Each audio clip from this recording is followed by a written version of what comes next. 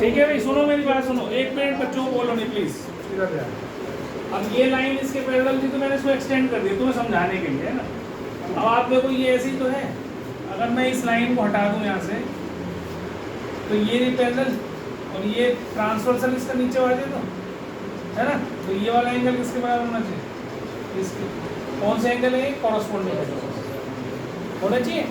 बस यहाँ 1 लिख दो, यहाँ 2 लिख दो, इसको पूरा कर लो ऐसे 90 डिग्री, इसको 3 लिख दो, इसको 4 लिख दो, तो लिखो angle 3 equal to angle 4 90 degree each.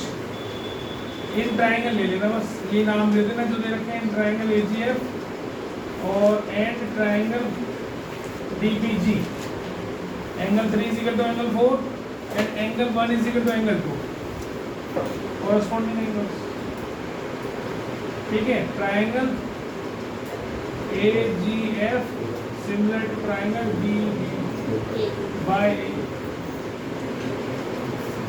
Similar. चलो आगे आगे हम अब इसके बाद आ जाओ, इसको हटा देता हूँ। फिगर तो ये थी ना मेरी, AGF और EFC देखो सेम है, सही हो गया है ना, सेम है। ये भी 90 और ये 5 है, ये 6 है। इसमें 5 और 6 इक्वल हो जाएंगे और ये 90 हो जाएगा। इसका नाम 7 दे दो, मतलब 3 इक्वल टू 7, 5 इक्वल टू 6, ये फिर हमने करना है ये दोनों ट्राइंगल, ये और ये। अब जब इसके ट्राइंगल सिमिलर है तो ये अपने आप सिमिलर हो जाएंगे। अब इसका रीजन बताता हूँ। Triangle 1 similar to triangle 2, triangle 2 similar to triangle 3 implies triangle 1 is similar to triangle 3। कुछ भी जरूरत नहीं कुछ भी करने की।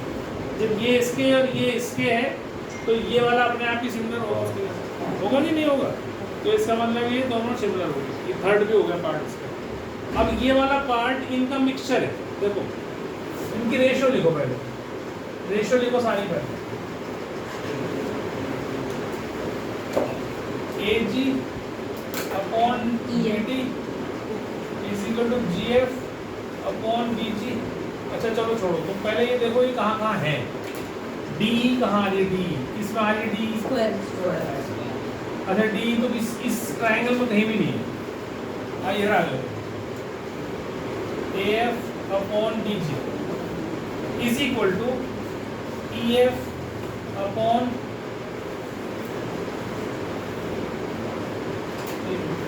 DB upon EF। ये आ गया DB,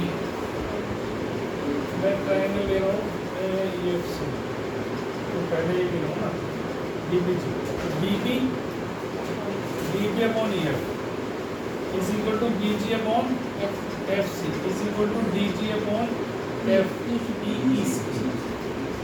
ये क्यों लिखा मैंने, क्योंकि ये इसके सिमिलर है और ये इसके सिमिलर है, तो इसका रेशो इसके साथ और इसका रेशो इसके साथ सेम होगा कि नहीं। पहले मैंने इसका रेशो लिया इन दो ट्राइंगल्स का, फिर मैंने इन दो ट्राइंगल्स का रेशो लिया। अब ऐसे लिख लिया। अब देखो BD कहाँ आ रहा है, ये और क्या है, EC कहाँ आ रहा है, EC कहीं नहीं आएगा, EC है। और DE तो मैं निकालना है, तो पहले इन दोनों को ही ले लो, इन दोनों को बराबर कर दो। Implies BD upon EF is equal to DG upon EC, cross multiply करो, EF into DG is equal to BD into EC। तो ये वाला पार्ट आ गया। अब देखो EF क्या है, व्हाट इज EF, DG क्या है, ये है ना। अब मेरे को लाना क्या था, DE और DE क्या है, तो ये सारी बराबर है, तो इसका मतलब मैं इसकी जगह भी DE लिख सकता हूँ, इसकी जगह भी DE लिख सकता हूँ। हो गया क्वेश्चन मेरा। तो DE स्क्वायर किसके इक्वल हो गया, BD इंटू EC। रीजन दे दो यहाँ पर, DE is equal to EF is equal to क्या था, DG। ठीक है, और भी लिख दो GF इस बराबर है, बिकॉज क्या नाम था इसका, DEFG इज अ स्क्वायर। और ये नहीं भी लिखोगे, खाली ये लिख दोगे DEFG इज अ स्क्वायर और ऐसे लिख दोगे तो चल जाएगा। ठीक है, तो ये CBSE 2009 में बोर्ड में क्वेश्चन आया हुआ है, तो आप लोग उसको अच्छा करके करते हैं। ठीक है। अब इसके बाद और कोई बेटा तेरा कोई क्वेश्चन? बस। और देखो तो मैं क्वेश्चन करा रहा हूँ, उसको क्वेश्चन को करो। बहुत बढ़िया बढ़िया क्वेश्चन है इसमें। डायरेक्ट से बेटा डायरेक्ट होंगे नहीं अभी, क्योंकि अभी प्रैक्टिस नहीं करी तुम्हें घर जाके। सही है, जब प्रैक्टिस कर लेगा तो होने लगेगा। ठीक है, अब मैं पहले है बोलो क्यों बढ़ा लेना घर जा। समझ में आ गया? समझ में आ गया ना? फोटोग्राफ ले लिया करो, या तो फोटो खींच के अपना उस पर डाल देगा ग्रुप पे। एक बच्चा फोटो ले लो इसका बस, और ग्रुप पे डाल देना। एक ले लो कोई,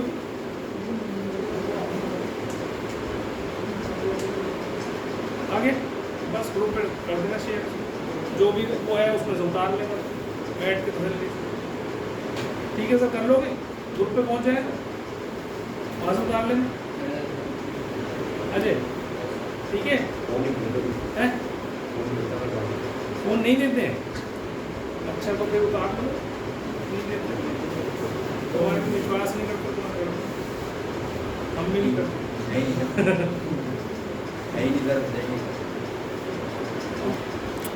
आपसे कहा है एक पैरेललोग्राम है, पहले एक पैरेललोग्राम बना लो। एक पैरेललोग्राम है, ABCD लिख लेता हूँ।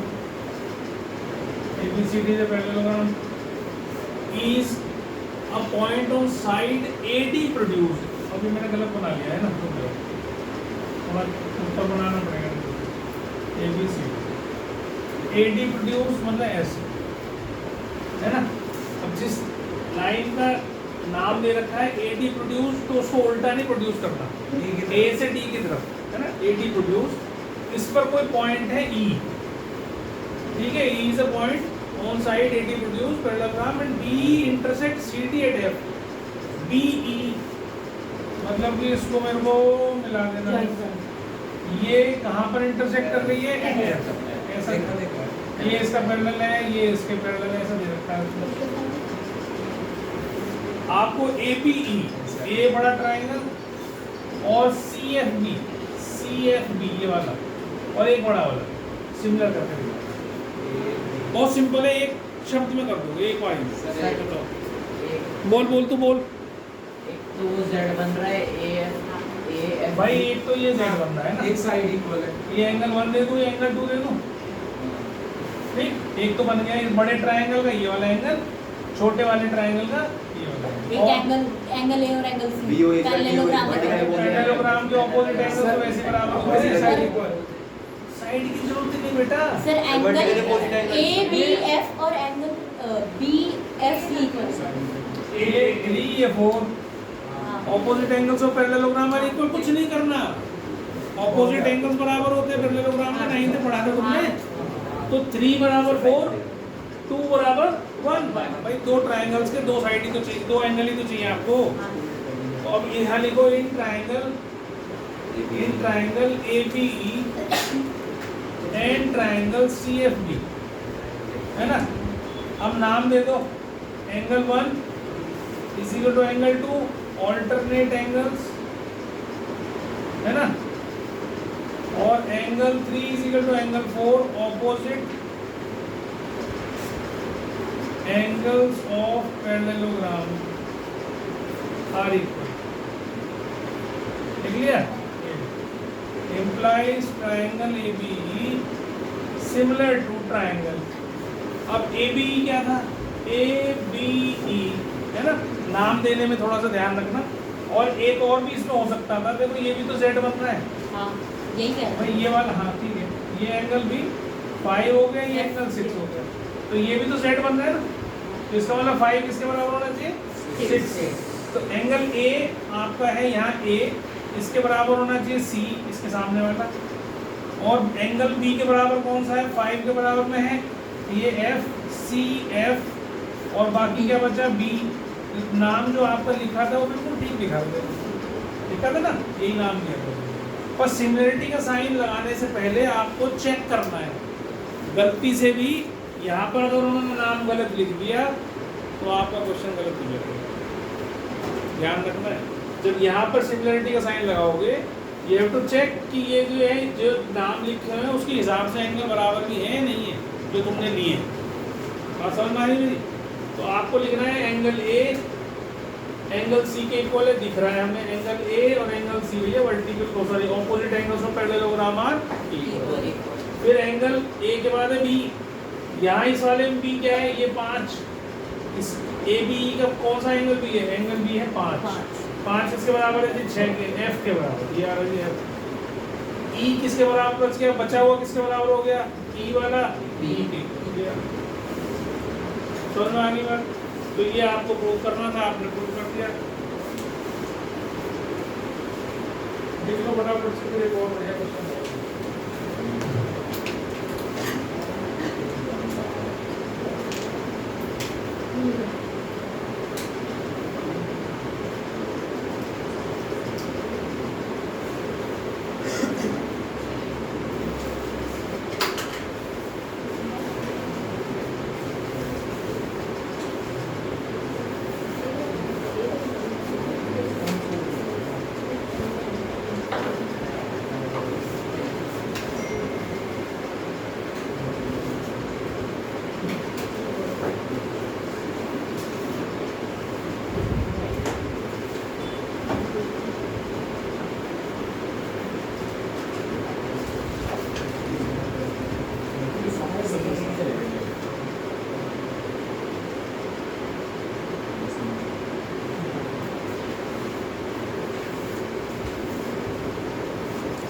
एक तो ही फिगर दे रखे हैं इसमें, मिटा दूं नीचे वाला, नीचे वाला मिटाऊं?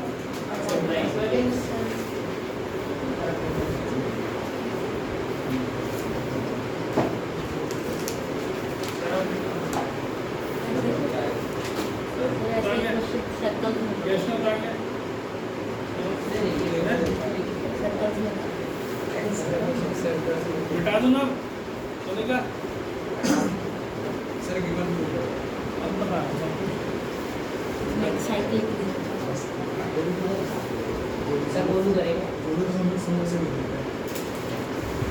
क्वेश्चन है E is a point on side CB produced of an isosceles triangle ABC with AB is equal to AC. If AD is perpendicular to BC and EF is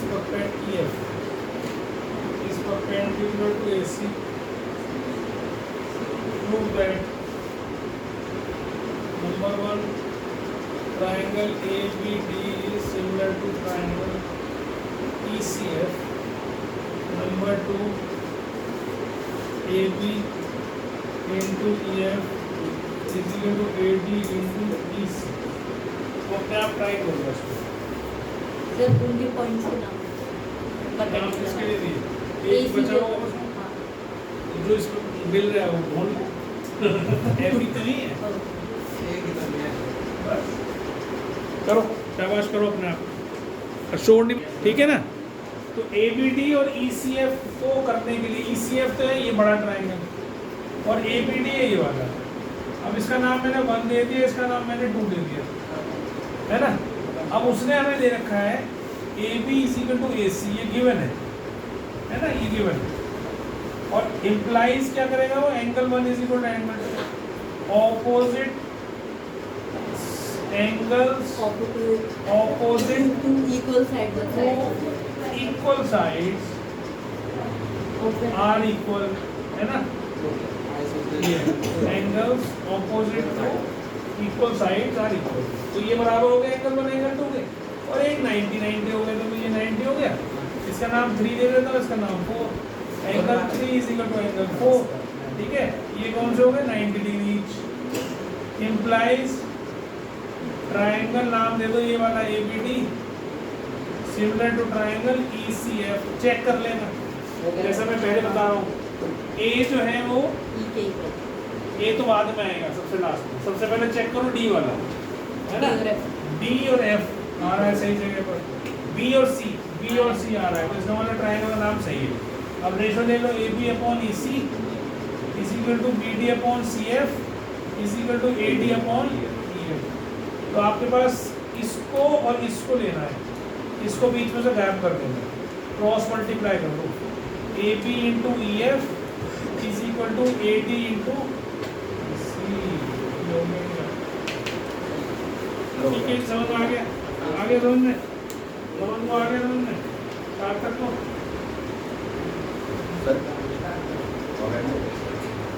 वहाँ क्या है तेरे को उसके पास ही क्यों दिखता है? हाँ विनय के पास ही तो कह रहा हूँ। और एज अ प्रॉपर्टी भी आप इसको यूज कर सकते हो, ठीक है, ध्यान से समझ लो। अब मान लो मेरे पास ये एक राइट एंगल ट्रायंगल, उतारने मत लगना, समझना, ये right angle triangle A B C, यहाँ से मैंने एक परपेंडिकुलर ड्रॉप कर दिया इस पर डी, ठीक, परपेंडिकुलर ड्रॉप कर दिया। अब मुझे पहले तो ये प्रूव करना है, वैसे पाइथागोरस थ्योरम भी इसी से प्रूव होती थी, इसी टाइप से ही पाइथागोरस भी प्रूव होती थी। पाइथागोरस भी मैं बता देता हूँ तो प्रूव करनी कैसे प्रूव करते हैं, ठीक है, ये 90 डिग्री। लेकिन हमें यहाँ पर कुछ और करना है, तो वो चीज़ बता रहा हूँ। तो इसका नाम दे दिया मैंने 1, इसका नाम दे दिया मैंने 2, इसका नाम दे दिया 3, इसका नाम 4, इसका 5, इसका 6, ठीक, पहले तो नाम दे दिया। अब मेरे को सपोज करो इस ट्रायंगल को इस ट्रायंगल के सिमिलर प्रूव करना है, या इस ट्रायंगल को बड़े ट्रायंगल के सिमिलर करना है, या इस ट्रायंगल को बड़े ट्रायंगल के सिमिलर करना है। तो ये हमारा काम है। एम क्या है हमारा? दो छोटे ट्रायंगल्स को आपस में सिमिलर करना, या छोटे ट्रायंगल दो छोटे को बड़े के ट्रायंगल के सिमिलर करना। समझ में आ रही बात? तो आप पहले तो ये देखो जो मैं समझा रहा हूँ, एंगल 3 एंगल 4 का सम क्या है? 90 डिग्री। बता दे बेटा, 1 और 5 का एक मिनट एक नाम बता दे। सर देखो एंगल की और एंगल को 90 फिर एंगल अच्छा नहीं बीच में से चल फिर भी बता दे। एंगल 1 और नहीं सर फिर भी हो गया सर एंगल 3 प्लस एंगल 4 बनेगी। और सॉरी बोल 180। हाँ जी बोलो बोलो बोलो। अब टाइम ना खराब कर, मेरे ऊपर लग गया। इधर देखो बेटा, इधर angle 1 plus angle 2 90 degree, angle 1 plus angle 2 90 degree, इसको छोड़ दो। Angle 1 plus angle 2 90 degree, angle 1 plus angle 5 90 degree. भाई ये तो 90 नहीं रखा है, तो इन दोनों का सम क्या होगा? 90, और इन दोनों का सम भी क्या होगा? 90 होगा। 2 और 5 होगा कि नहीं होगा? क्यों होगा भाई? अजय बताया क्यों होगा? एंगल 1 प्लस एंगल 2 90 क्यों होगा? बोलो नहीं, प्लीज हाथ में तो उठाएगा, 2 मिनट हो गए।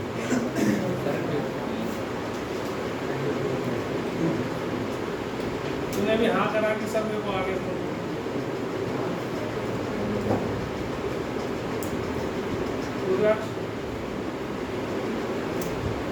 बैठते भी घुसके हुए साथ, किसी अच्छे बच्चे के पास बैठो तो पढ़ भी लो, सारे एक से इकट्ठे हो गए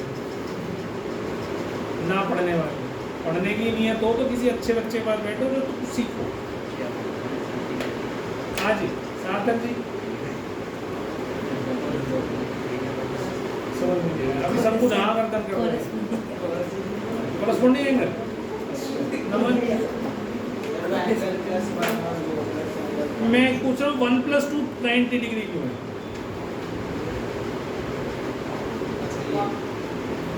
कितनी मेहनत होता है? यस एंगल 1 तो हाफ हो गया उसका। क्यों हो गया? क्यों हो गया? मैंने कहा है भाई एंगल बाइसेक्टर है, मैंने कहा है पर एंगल बाइसेक्टर है इसका, ये बराबर ये ना कर दूं सीधा, फिर तो 1 बराबर 5 हो गया। कितना बढ़िया है, तो क्या आसान कर दिया ज्योमेट्री। हाँ देखो उसने बताया वो पड़ोसी ने तेरे। हाँ तू बता ये एंगल 3 और 90 है, और 90 प्लस एंगल 1 प्लस एंगल 2 क्या कितने द्वारा बोल रहा है इसका? जो एंगल 3 है वो 90 है। 90। अब जो ट्रायंगल के सारे एंगल का सम 90 है। तू ये समझदार है बात। कुलदीप सर कई बार पिटा हुआ कार्तिक इधर आ जाए। इतनी सी बात 9वीं क्लास की तुम्हें समझ में नहीं आती भैया? ये प्लस ये कितना होता है? 180। अब ये जब 90 है तो 1 प्लस 2 कितना बच गया? 9वीं में पढ़ के क्या है?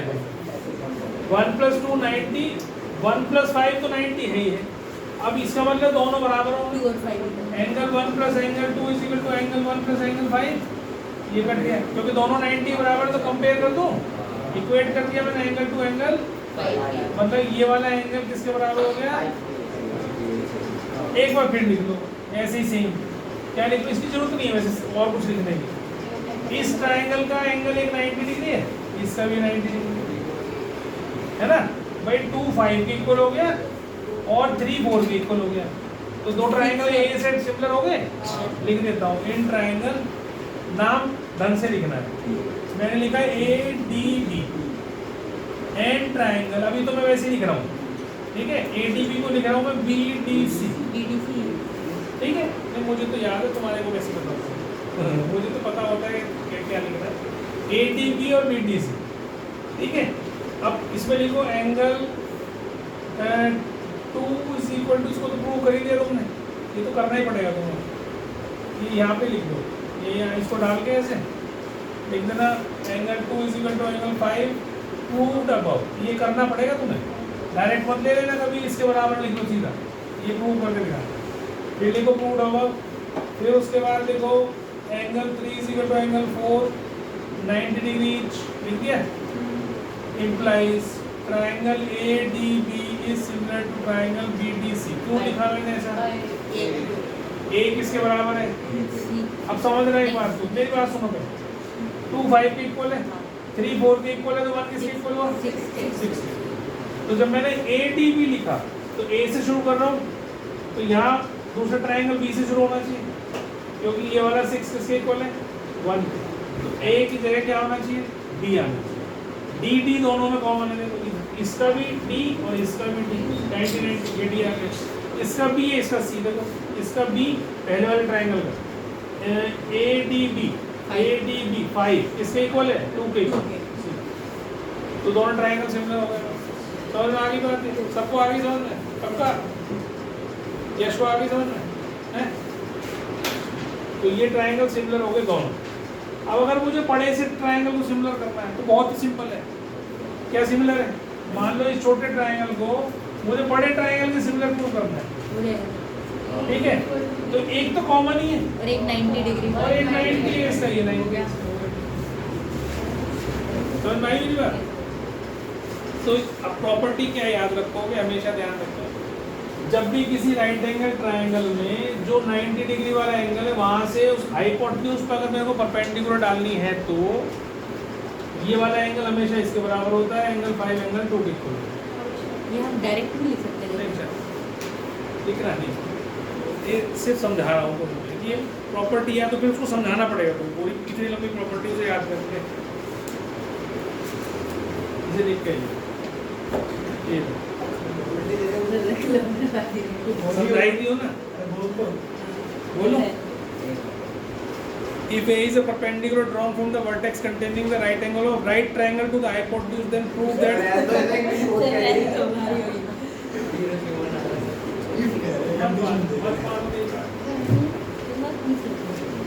ठीक है जी। तो ये आपको याद रखना है। अब इससे कुछ भी प्रूव करवा लें तुमसे, भाई इसमें 3 ही ट्रायंगल थे ना, 3 ट्रायंगल में ये 2 ट्रायंगल सिमिलर कर दिए मैंने आपस में, और छोटे ट्रायंगल दोनों बड़े ट्रायंगल के सिमिलर कर दिए मैंने। इसके अलावा कुछ नहीं कराएगा तुमसे, बाकी जो आएगा वो रेशो से आएगा। बाकी तुमसे क्वेश्चन में और क्या पूछ सकते हैं, तो ये आ ही गया। और क्या क्वेश्चन पूछा जा सकता है, और क्या पूछ सकता है? वो कह सकता है कि ट्रायंगल जो दे रखा है ADB सिमिलर करो ट्रायंगल ABC के, वो हमने कर लिया। फिर उसने कहा ट्रायंगल BDC सिमिलर करो ट्रायंगल ABC के, वो भी कर लिया हमने। ये दोनों नहीं समझ में आया तो आप खड़ा कर दो, दोबारा बता दूँगा। ये 2 क्वेश्चंस कैसे हुए, अगर नहीं समझ में आए हैं तो बता दो। अभी भी नहीं समझ में आया, छोटा triangle BDC similar to triangle ABC करना है मुझे, है ना। तो जो दोनों छोटे ट्रायंगल का एंगल C है, उसमें देख फिगर में छोटे ट्रायंगल का एंगल C है और बड़े ट्रायंगल का भी एंगल C है, तो कॉमन हो गया। और छोटे ट्रायंगल का एंगल 3 और बड़े ट्रायंगल का एंगल 5 90 डिग्री है, बाई एक क्राइटेरिया। समझ गया? ऐसे ही इस वाले का देखें, BDC वाले का, इसका भी एक कॉमन है दोनों में, इसमें भी और इसमें भी, दोनों में ये 6 कॉमन है और एक 90 तो सिमिलर हो गए। समझ में आ गई बात। अब इसके बाद इसने बोला हमसे BD square is equal to AD into DC prove करो, BD स्क्वायर। तो आपके पास ये ट्राइंगल दोनों थे ना, ये दोनों ट्राइंगल सिमिलर लिखे थे, तो इससे लिखो रेशो जरा, AD upon BD is equal to BD upon DC, this upon this is equal to this upon this, cross multiply करो तो BD स्क्वायर किसका आ गया बराबर AD इंटू। आगे बात समझ, आगे समझ। अगला भी ऐसी है, उसने कहा है AB स्क्वायर, अगला प्रूव करना है AB square AD into AC, ये करना है। कैसे करूं? AC AD into ये ट्रायंगल हाँ, हो गया। हम वो ट्रायंगल लेंगे ABD और ABC को मैंने एक छोटा ही पढ़ा है ना, क्योंकि AB स्क्वायर लिया ना, अब ऐसे ट्रायंगल लेने जिसमें दोनों में AB आती हो, तो इसका मतलब मुझे ट्रायंगल लेना है एक ये ABD वाला और एक ABC वाला बड़ा वाला, है ना। तो मैंने ये प्रूव कर चुका हूँ पहले, ये कर चुका ना कि ABD सिमिलर है किसके, ABC। तो इससे मेरे पास ये आ जाएगा, देखो AD upon AB is equal to AB upon AC, AD upon AB और ये AB अपॉन AC, क्योंकि AB स्क्वायर चाहिए ना मुझे, AB स्क्वायर कितना आ गया AD इंटू, सिंपल है एकदम, समझ में आ रहा है? अब ऐसे ही आपको तीसरी चीज प्रूव करने की बोली उसने, BC square is equal to CD into AC, CD into AC। नीचे वाला बड़ा तो अब ये वाला और बड़ा वाला वो तो ले के लो, कर दिया प्रूव, है ना। अब इससे रेशो लिख लो, रेशो लिखो ना, BD तो लेनी नहीं मुझे, इसमें BD नहीं है, इसमें CD है, तो CD upon BC is equal to BC upon AC, ये अपॉन ये इज इक्वल टू ये अपॉन, तो आपके पास BC square is equal to AC into CD आ गया, है ना। अब मेरी बात ध्यान से सुनो, अब इसके बाद हम पाइथागोरस प्रूव कर रहे हैं, सिर्फ एक स्टेप रह गया, सिर्फ एक स्टेप। यहाँ तक समझ में आ गया सबको सिमिलरिटी। इसको और इसको जोड़ दो, AB square plus BC square, ये AD into AC plus CD into AC, AC common और AD प्लस CD कितने देखो जरा, AC है, AC स्क्वायर, दो साइड के स्क्वायर का सम तीसरी साइड के स्क्वायर के बराबर आ गया। खेल खेल में पाइथागोरस प्रूफ आ गया। ये कोर्स में नहीं है तुम्हारे प्रूफ इसका, लेकिन ये क्वेश्चन तो है।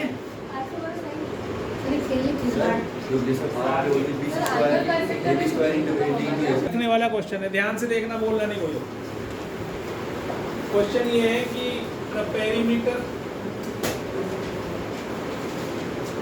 Of two similar triangles are 30 centimeter and 20 centimeter respectively. If one side of the first triangle is 12 centimeter, determine the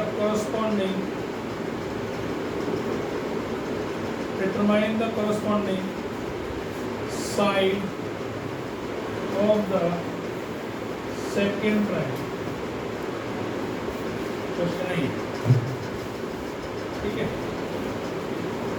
तो एक प्रॉपर्टी और जो आपको याद रखनी है, दो ट्रायंगल्स अगर सिमिलर होते हैं तो इन सिमिलर ट्रायंगल्स की साइड्स का रेशो तो आपको पता ही है, कॉरस्पॉन्डिंग साइड्स का रेशो इक्वल होता है।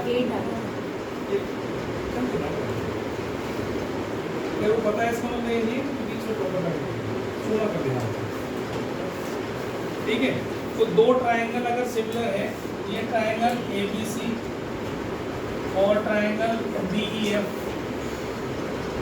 सिमिलर है, ठीक है, सिमिलर है। Triangle ABC similar to triangle DEF, इससे हमारे पास रेशो क्या आता है, A B upon D, B C upon E F और A C upon D F. ये आपको सबको पता है। आपको पता चलेगा कि दो ट्राइंगल सिमिलर है तो उनकी कॉरस्पॉन्डिंग साइड कौन सी होती है, ये इसके कॉरस्पॉन्डिंग साइड है, ये इसके कॉरस्पॉन्डिंग साइड है और ये वाली इसके कॉरस्पॉन्डिंग साइड। इनको बोलते हैं कॉरस्पॉन्डिंग साइड्स, जिनका हम रेशो लेते हैं, जो जिसके बराबर या उनका रेशो लेते हैं कॉरस्पॉन्डिंग साइड्स के।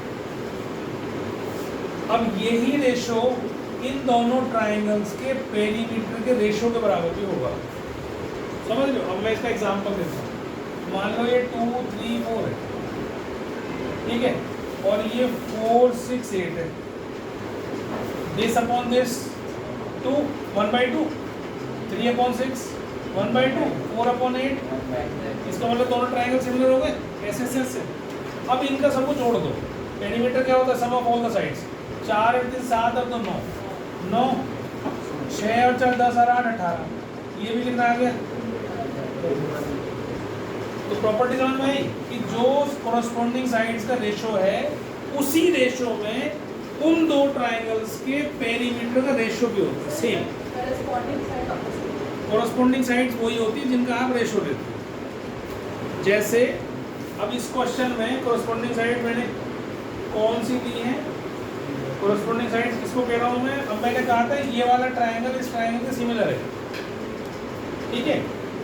तो अब कोई और ट्राइंगल लिया तुमने बाई चांस, सुनना मेरे ध्यान से, उस ट्राइंगल में आपने एस से सिमिलर है, ठीक है। जो तूने क्वेश्चन पूछा था उसका जवाब भी दे दे, जो कि मैंने क्लास में 10 बार समझाया था और तूने फिर मेरे से व्हाट्सएप कर दिया। वो समझ गई। नहीं समझ तो गई, और मैंने क्लास में 10 बार समझाई थी वही बात। किसी बच्चे ने पूछा भी था कि भाई ये दो साइड अगर ले रहे हो तो इसका इंक्लूडिंग एंगल होना चाहिए। सर वो मेरा क्वेश्चन ना अलग से आ रहा था, इसलिए अलग से आने लगा था, इसलिए कंफर्म नहीं अभी कुछ नहीं है, वो बात की बात छोड़ दो, 8 7 छोड़ दो। वो तो तुम कर ही लोगे ना जब ये कंसेप्ट समझ में आ जाएगा तो आ ही जाएगा इसे बताने के। अब मेरी बात सुनो, पहले मैं समझा। अब मैंने कहा ए बी अपॉन डी, ठीक है, या डी छोड़ दो, A B upon E F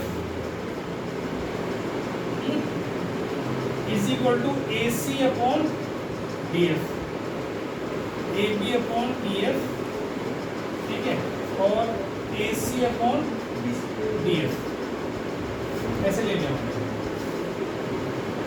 A B upon E F, A C upon, ठीक है, और इसका एंगल ए एंगल एफ के इक्वल है। एंगल ए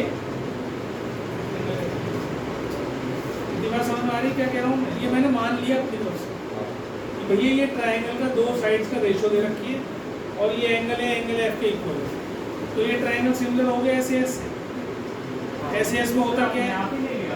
अब मैं तो एग्जांपल दे रहा हूँ इसलिए ले लिया मैंने, कुछ नहीं दे रखा मेरे को, उसको छोड़ दो, मैं सिर्फ कंसेप्ट समझा रहा हूँ मैं क्या कह रहा हूँ। कॉरस्पॉन्डिंग साइड्स पूछ रही है वो समझा रहा हूँ, ठीक है। अब ए बी अगर ये सिमिलर हो गया, अगर इस किसी भी तरीके से A B upon A F R दे रखा है, ए सी अपॉन डी, अब मान लो बाई चांस ये वाला एंगल इसके बराबर दे रखा होगा तो फिर ये ट्राइंगल सिमिलर नहीं है, फिर ये कॉरस्पॉन्डिंग साइड्स भी नहीं है। कॉरस्पॉन्डिंग साइड्स कब कहलाती है, जब ट्राइंगल सिमिलर हों। ट्राइंगल सिमिलर होंगे तो किस साइड का रेशो लिया है हमने वो कॉरस्पॉन्डिंग साइड्स कहलाएगा। तो अब जैसे मैंने कहा भी एंगल ए जो है, मैंने क्या लिया था, एंगल ए जो है वो एंगल एफ के बराबर होगा।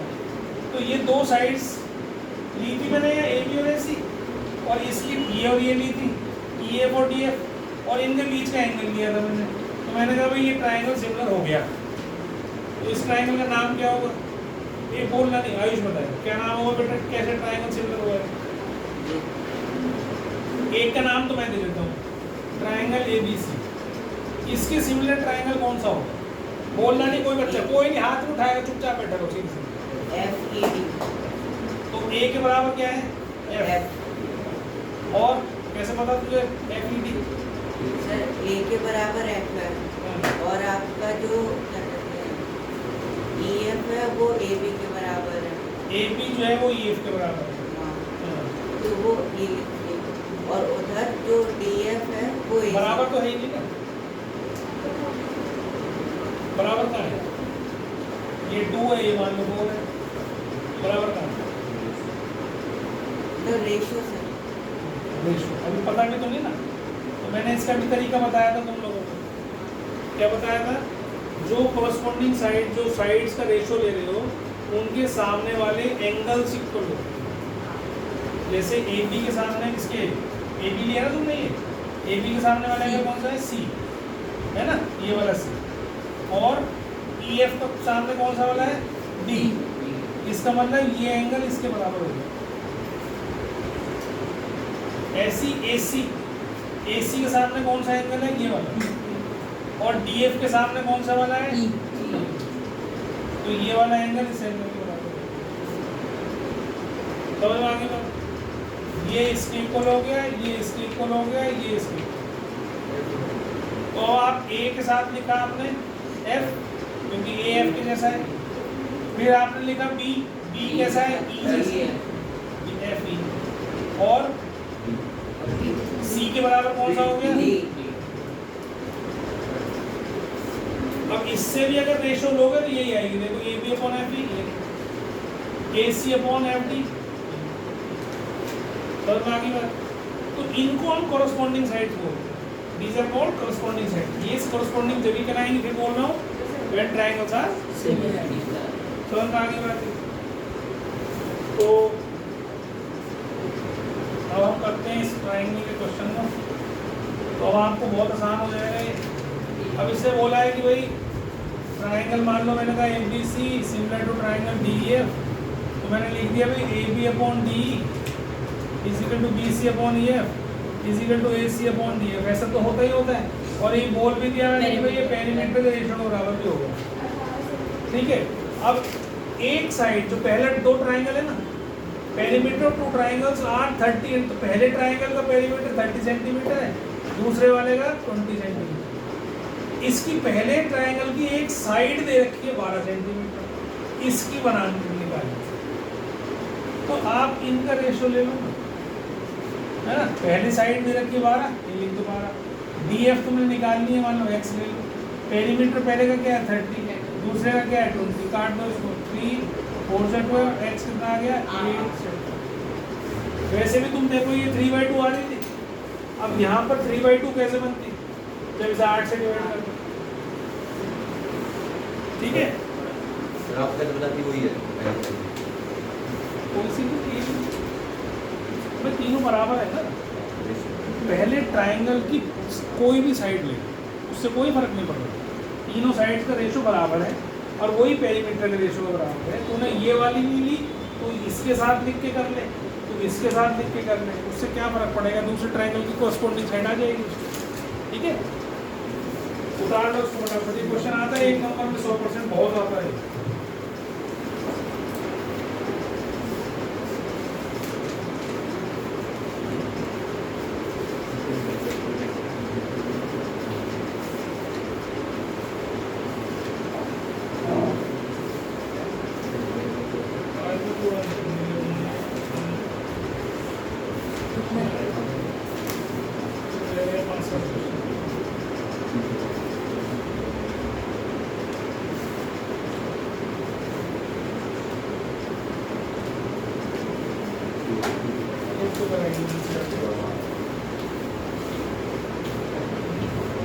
एक लास्ट क्वेश्चन करा रहा हूँ, बाकी कल करेंगे।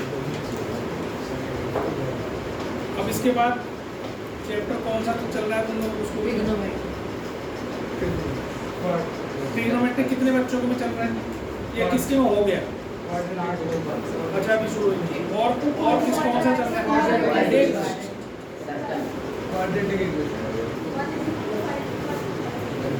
फिर दोबारा समझ लो ध्यान से, एक बार समझो ध्यान से।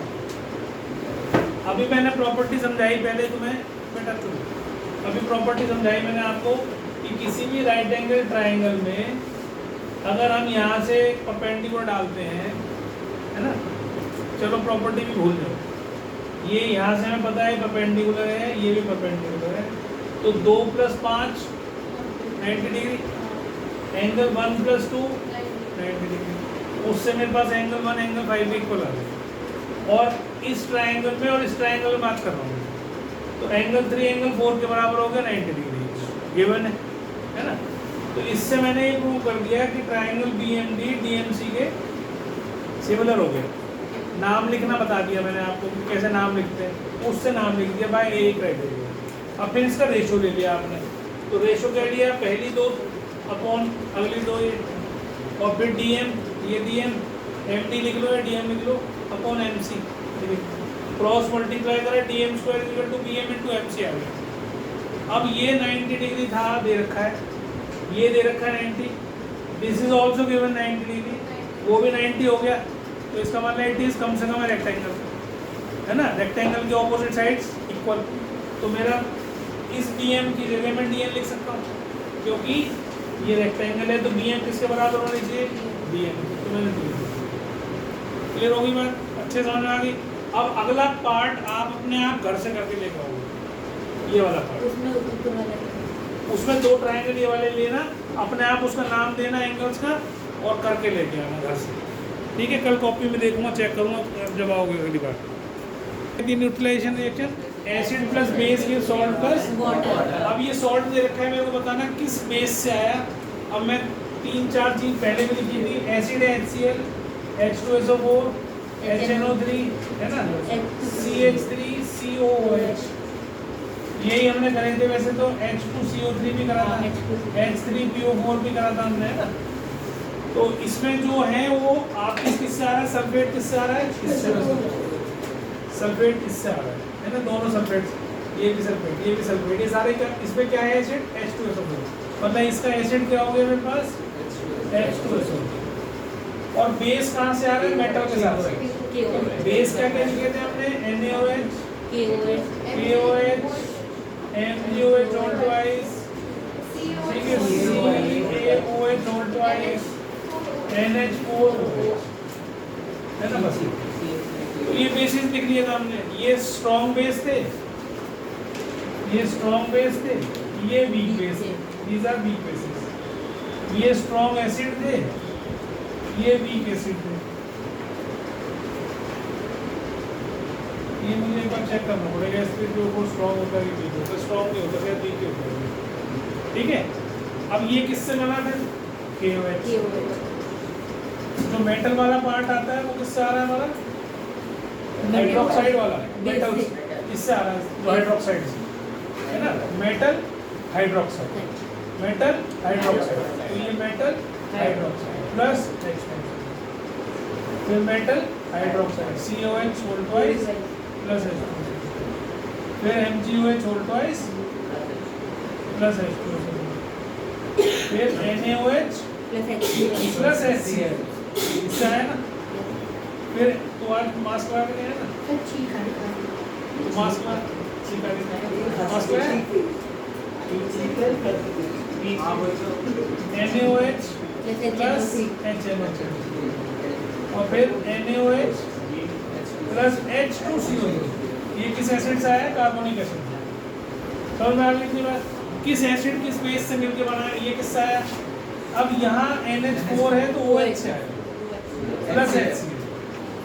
इसका ये कॉम्प्लेक्स वाले में बाद वाला एसिड से आता है और दूसरा जो है वो इससे आ रहा है बेस से। ये समझ में आ गई सबको, समझ में आ गया सबको, पक्का आ गया समझ में।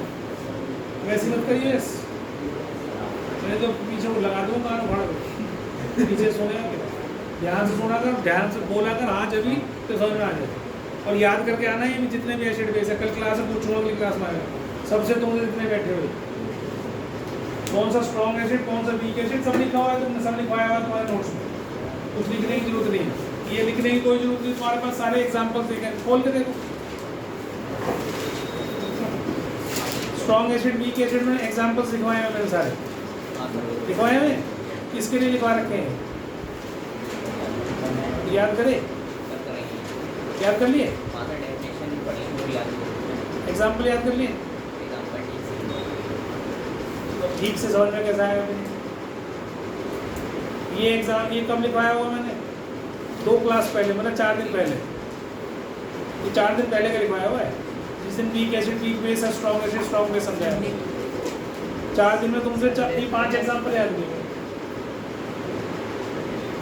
बेटा। रोज करा करो, रोज कह रहा हूँ आपको, जब भी समझ में आएंगी चीज़ें आगे, नहीं तो समझ में नहीं आएगी। मैं तुम्हारी जगह याद करके अगर लिखना होता तो मुझे ले चलते भूत बना के, मैं चल देता। तो अब ये समझ में आ गया अभी, ये स्ट्रॉन्ग एसिड था। अब इसमें क्या क्या है, ये स्ट्रॉन्ग बेस है, ये स्ट्रॉन्ग एसिड है। देखो ये स्ट्रॉन्ग बेस है, ये स्ट्रॉन्ग एसिड है। तो जब दोनों स्ट्रॉन्ग हो तो pH is equal to 7, neutral हो जाता है। ठीक, अब ये भी स्ट्रॉन्ग बेस है, ये स्ट्रॉन्ग एसिड है, pH 7। ये वीक बेस है लेकिन स्ट्रॉन्ग एसिड है, 5.5 तो इसका मतलब ये एसिडिक होगा। एसिडिक का मतलब है pH 7 से कम होनी चाहिए। pH स्केल बताया था, pH 7 से कम होना चाहिए। ये स्ट्रॉन्ग एसिड है, ये वीक बेस है, तो इसकी pH 7 से कम होनी चाहिए, एसिडिक होना चाहिए। जो भी स्ट्रॉन्ग है वही उसका ही असर आएगा। अब ये फिर न्यूट्रल, स्ट्रॉन्ग बेस और स्ट्रॉन्ग एसिड, तो pH कितनी हो गई 7। फिर ये स्ट्रॉन्ग बेस स्ट्रॉन्ग एसिड, तो pH फिर 7। फिर ये स्ट्रॉन्ग बेस वीक है, लेकिन वीक एसिड, तो pH 7 से ज़्यादा, 7 से ग्रेटर। बेसिक होगा ये salt, this salt is basic salt, NaNO3 वाला, नहीं सॉरी Na2CO3 वाला, दिस इज बेसिक सॉल्ट। समझ में आ गई? अगले वाला ये वीक बेस है, स्ट्रॉन्ग एसिड है, तो pH जो है वो एसिडिक होना चाहिए, बेसिक नहीं, वीक बेस है, बेस वीक है और एसिड स्ट्रॉन्ग है, तो स्ट्रॉन्ग मतलब एसिडिक होना चाहिए salt. This salt is acidic और 7 से कम होगी। जो भी एसिड होता है उसकी pH 7 से कम, जो ज़्यादा बेसिक होता है तो उसकी 7 से ज़्यादा, और जो न्यूट्रल होता है उसकी pH 7। बस ये एग्जाम्पल आप अच्छे से कर लो, ये एग्जाम में बहुत पूछा है।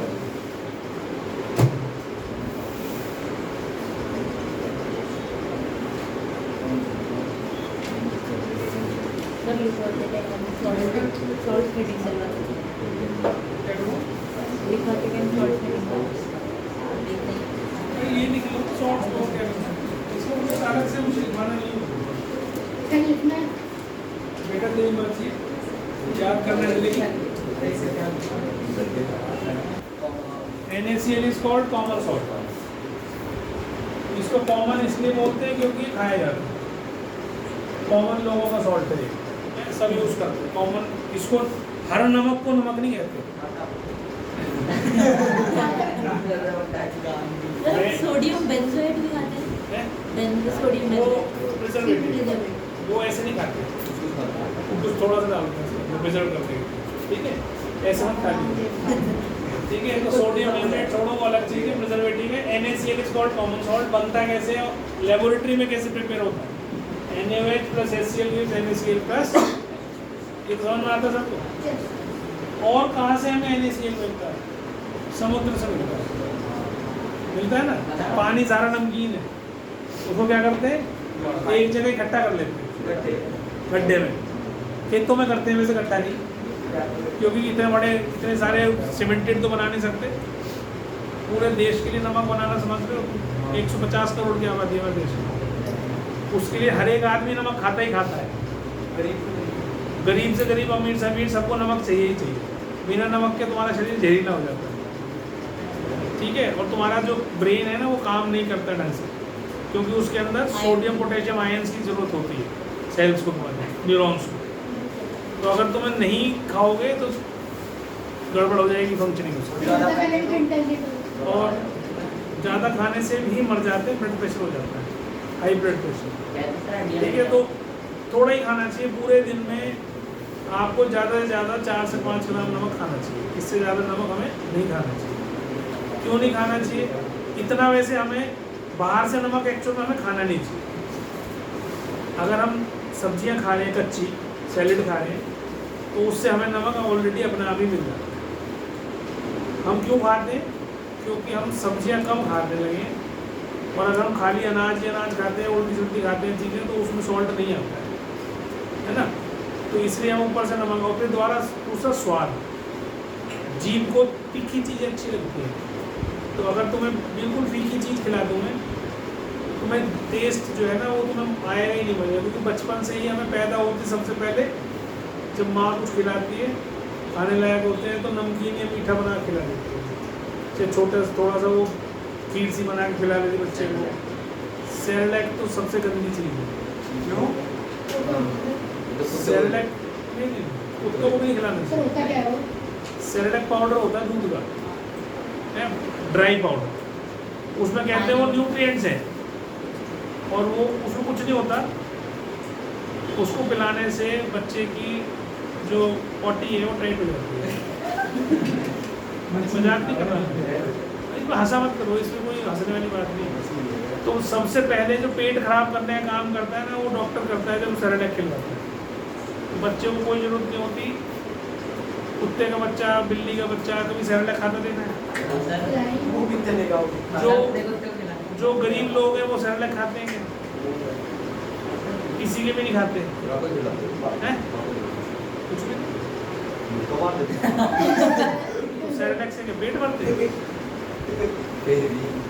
सर होता तो है, कुत्तों को कुछ होता है तो उसको पानी मिला देते हैं। किसको खिलाते हैं? चावल प्राप्त तो कॉमन सॉल्ट हमें समुद्र से मिलता है, सी से मिलता है। पानी इकट्ठा कर लेते हैं खेत में, उसको छोड़ देते हैं, इवेपोरेट हो जाता है वो पानी, सॉल्ट वहीं रह जाता है। क्योंकि कंसनट्रेटेड फॉर्म में है वो, उसमें नमक बहुत ज़्यादा है। तो अब तुम ये सब चीज़ें जो है बड़ी नॉर्मली देख सकते हो।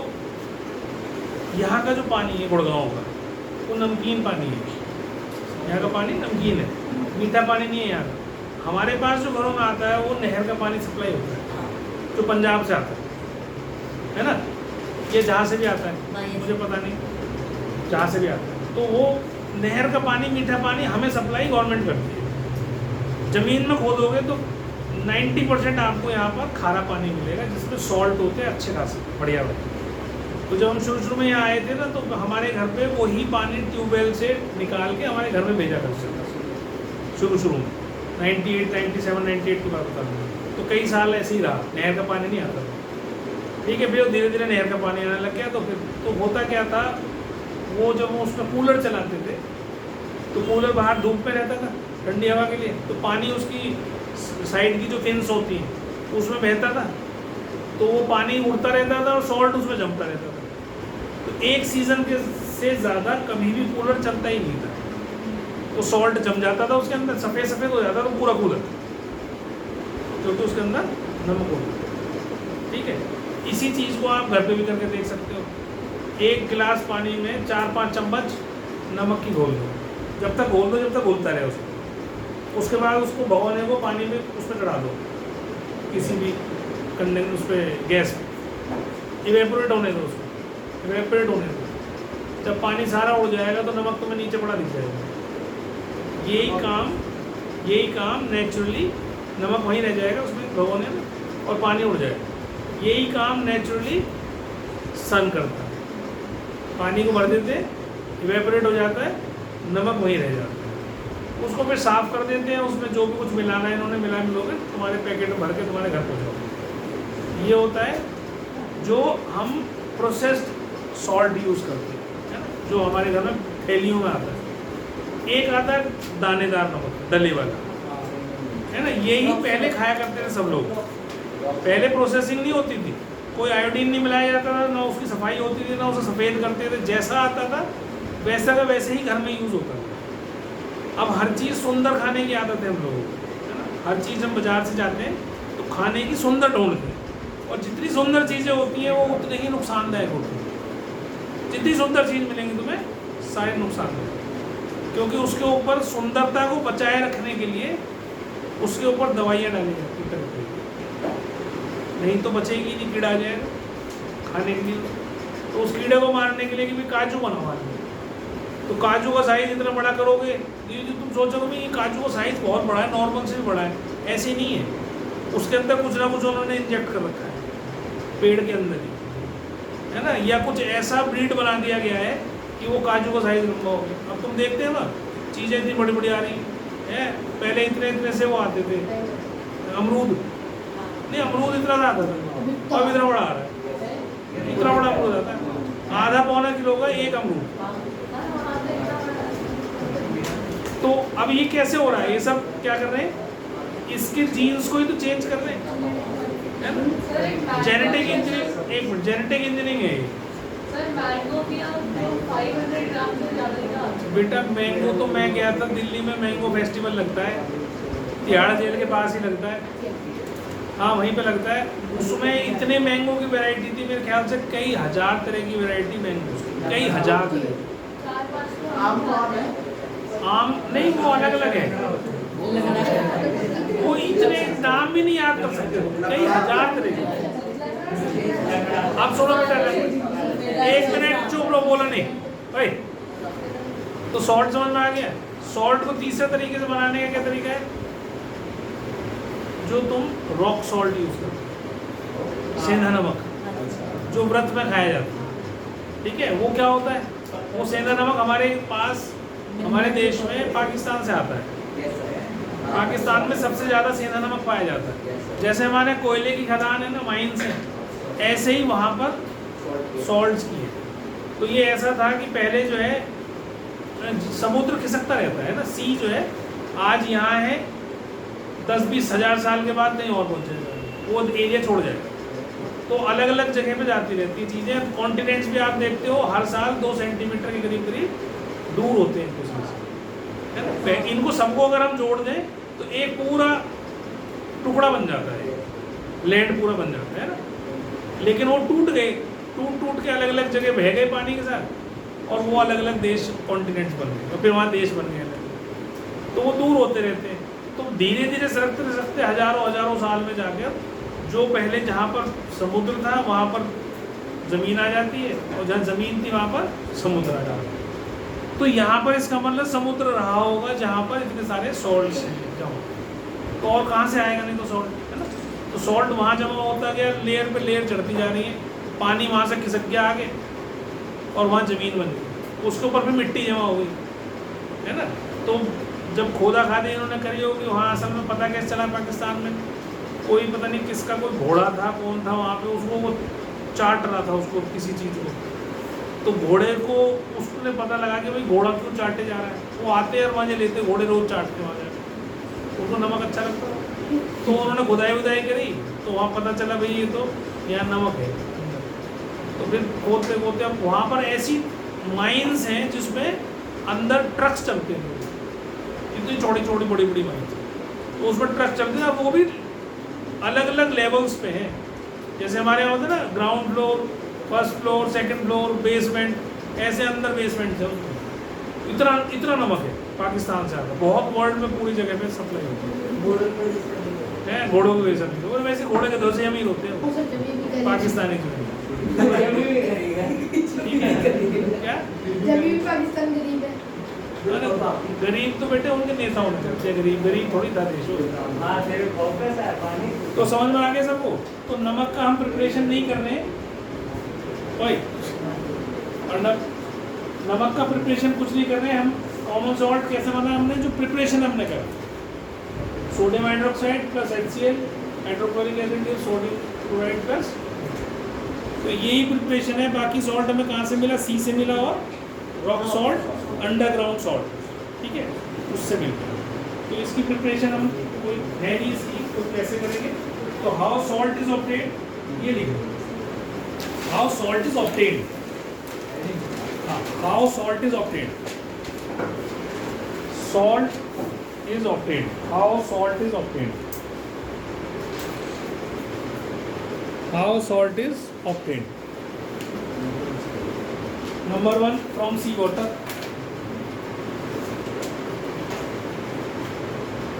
From sea water. लिखो, इसी में लिख दो एक line. It is obtained from sea water. It is obtained from sea water by the process of evaporation. By the process of evaporation. By the process of evaporation.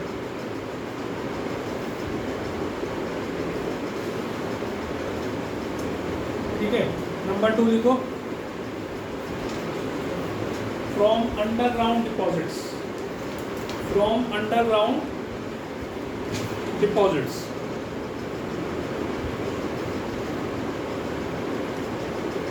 लिखो rock salt, rock salt नहीं, इसी में आगे लिखो ना, rock salt, rock salt ही बोलते हैं उसको। जो सोडियम क्लोराइड है उसको जो जमीन में माइन करके हम निकालते हैं, that is called rock salt. पत्थर आते हैं ना बड़े बड़े, बाजार में देखे होंगे तुमने, साबुत सेंधा नमक आता है, तो कई बार जो है वो उसमें वो बेचते रहते हैं, वो उसमें बुग्गी में, है ना, वो भैंसा गाड़ी या बैलगाड़ी खड़ी होती है, उसमें भर के होते पत्थर बड़े बड़े होते हैं। हाँ, तो यूज़ करते होंगे ना, क्या करते हो? भैंस की बाट में, हैं? भैंस की बाट में। हाँ, तो अभी तो यूज़ होता ही है, भैंस की बाट में करो चाहे किसी में करो, ठीक है। तो नमक से शायद मेरे को लगता है दूध का प्रोडक्शन ज़्यादा होता है थोड़ा खिलाने से, ऐसा मैंने सुना था। दूध में स्वाद आ जाता है, कुछ और कारण होता है उसमें। देखो, rock salt is mined from the underground deposits. Rock salt is mined, MINED, mined from the underground deposits, from the underground deposits, just like coal, just like coal. Coal coal जैसे कोयला हम माइनिंग करते हैं, तो ऐसे ही उसकी भी mining करते हैं, ठीक है, रॉक सॉल्ट की। और पाकिस्तान से ही आता है हमारे यहाँ। हाँ, हिमालयन उधर से भी आता होगा ना, सारा तो 100% नहीं आ सकता ना वहाँ से, तो इसलिए पाकिस्तान से ट्रेडिंग और सर वो बेटा ट्रेड नहीं खाली पाकिस्तान में नहीं है, ईरान में भी है हमारी और इराक में भी होता है, ये सब जगह होता है कई जगह, तो वहाँ से भी आता है? कहाँ से आता है? पाकिस्तान ज़्यादा आता है, लेकिन पाकिस्तान से हम डायरेक्ट ट्रेडिंग नहीं कर सकते, लेकिन पाकिस्तान के दूसरे देश में बिकता है, वहाँ के थ्रू होता है हमारे पास, ठीक है। हाँ, ऐसे ही होता है हमेशा, इसीलिए महंगा हो गया। पहले जो सेंधा नमक था वो 15 रुपये, 16 रुपये, 20 रुपये किलो होता था, ठीक है, आज 40 रुपये किलो है। जब से ट्रेडिंग बंद हुई है, जब से ये नमक महंगा हो गया। अब लिखो यूजेस क्या है इसके, कॉमन सॉल्ट के यूज क्या है। एक तो it is used in cooking food, it is used in cooking food, it is used in cooking food, कोई सा भी सॉल्ट, एनी सॉल्ट, NaCl जो है वो दोनों का फॉर्मूला एक ही होता है। It is used in cooking food, it improve, इसी में लिखना, it improves the flavour of the food, इसी पॉइंट में, it improves the flavour of the food. अब ये क्यों यूज होता है? क्योंकि हमारे नर्वस सिस्टम को रिक्वायरमेंट होती है इसकी, ठीक है। ये यूज नहीं है इसका, ये वैसे ही बता रहा हूँ। तो भाई नमक हम क्यों खाते हैं? क्योंकि हमारा नर्वस सिस्टम इसी के ऊपर ही चलता है, नमक होना चाहिए हमारे पास। अब नमक चाहे वो सब्जियों से हमारे अंदर आए, चाहे नमक हम बाहर से लाएं, पर नमक की जरूरत होती है। तो इसीलिए तुम देखते हो जब हमें लूज मोशंस हो जाते हैं तो डॉक्टर सबसे पहले ORS पिलवाता है। उस ORS में क्या होता है? सॉल्ट्स होते हैं सारे, पोटेशियम सोडियम सॉल्ट्स होते हैं, तो उसको देने से आपके शरीर में कमी नहीं होती और आपका नर्वस सिस्टम एक्टिव हो जाता है। तो जरूरी है ये लोग, ठीक। सॉल्ट में water holding capacity, water holding capacity भी, हाइग्रोस्कोपिक नेचर बोलते हैं इसको। हाइग्रोस्कोपिक क्या होता है? जो भी चीज़ पानी को एब्जॉर्ब कर ले। इसीलिए नमक जो है वो जब बरसात के दिन होते हैं उस टाइम सील जाता है, लेकिन अब नहीं सीलता।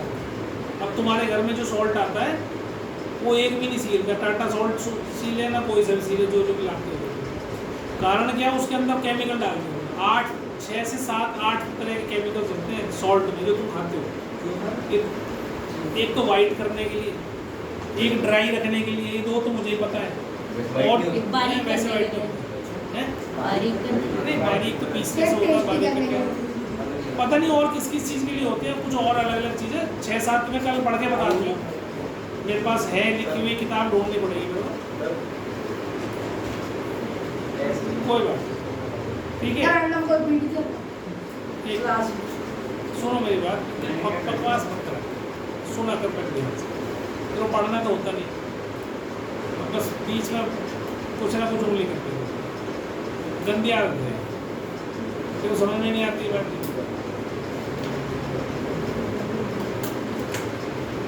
ठीक है, तो मैं क्या बता रहा था तुम्हें, कॉमन सॉल्ट हो गई तो बताइए। यूज में तो बता रहा था, नर्वस सिस्टम के लिए यूज होता है और हमारी मसल्स को भी जरूरत होती है इसकी। अगर सॉल्ट्स की कमी हो जाए तो क्रैम्प आ जाता है, तो इसलिए मसल्स को भी हमारे सॉल्ट की जरूरत है, हमारे नर्वस सिस्टम की सॉल्ट की। लेकिन ये इसका यूज़ नहीं है, यूज़ केवल यही है खाने में डाल रहे हैं। अगर कोई तुमसे पूछेगा कि व्हाट इज़ द यूज़, तो तुम कहोगे भाई फॉर प्रिपेयरिंग फूड या enhance the flavour of the food, उसका फ्लेवर बढ़ाने के लिए। दूसरा, अचार डाला जाता है, अचार डालते हैं, आम का अचार, उसमें कोई प्रिजर्वेटिव नहीं डाला जाता, ये गलत फहमी है। कोई भी प्रिजर्वेटिव नहीं डाला जाता, केवल नमक डाला जाता है। नमक acts as a preservative for आम का अचार, नींबू का अचार, कोई सा भी अचार, उसमें कोई प्रिजर्वेटिव नहीं होता इतना सब। तो उसमें क्या करते हैं, वो काटते हैं आम को, उसमें नमक डाल के छोड़ देते हैं, और नमक डालने से क्या होता है, नमक उसका सारा पानी बाहर निकाल जाता है, अंदर से सारा पानी बाहर छोड़ देता है। ठीक है, पानी डल जाता है, उसके बाद फिर जो उसको धूप में दिखाते हैं, धूप में रखते हैं 1 दिन 2 दिन, उसके बाद उसके अंदर मसाले डालते हैं। और कमाल की बात देखो कि उसी पानी में जो उसने छोड़ा था, उसी पानी में मसाले मिला के उसके अंदर ये अचार डाल दिया जाता है और उसके ऊपर से तेल भर देते हैं और फिर भी अचार खराब नहीं। तो उसमें जो नमक है, it acts as a preservative, ठीक है, वो खराब नहीं होने देता अचार। अब कोई किसी की बनाने में गड़बड़ हो जाए तो फंगस लग जाती है, लेकिन हमारे घर पे हमारी माँ जो है पिछले 40-50 साल से अचार डाल रही है, आज तक भी अचार खराब नहीं हुआ हमारा वहाँ का, और बढ़िया अचार डलता है। बाज़ार से हम कभी लाते नहीं, बाज़ार का अचार जो है वो गला खराब करने वाला होता है, उसमें खट्टा टाटरी ज़्यादा डाली जाती है, इमली या टाटरी कैसे है। हम जब आम का अचार बनाते हैं तो कच्चे आम तो मार्केट से लाते हैं, तो काटने पे डालते हैं, तेल नमक डाल के उसको हाँ, वो प्रोसेस है पूरा उसका, ठीक है। तो मछली को भी प्रिजर्व करने के लिए नमक का यूज होता है। पूछ रहा है अचार कितने में दोगे? तो वैसे ही ले ली बेटा, फ्री में ले लो, तुम्हें खाना है ना, तुम खूब ले लो, कोई दिक्कत नहीं, डाल के। अब सुनो मेरी बात सुनो, लिखो, it is used as a preservative in pickles, it is used as a preservative in pickles.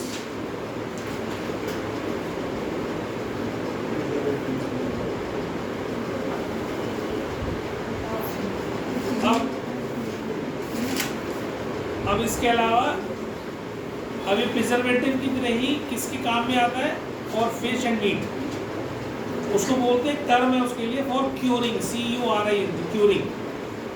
Curing का मतलब प्रिजर्वेशन ही होता है with the help of salt, उसमें नमक लगा के छोड़ देते हैं, तो नमक लगा के छोड़ देते तो पानी निकल आता है उसमें बाहर, ये पानी किसी लेते हैं, मीट या फिश, इसी में लिख दो, and in curing fish and meat, oh fish and meat, and in curing CURING,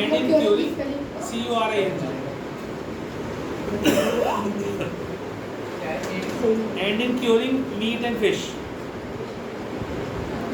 curing का मतलब प्रिजर्विंग ही है, क्यूरिंग के नीचे लिख सकते हो ब्रैकेट डाल के preserving.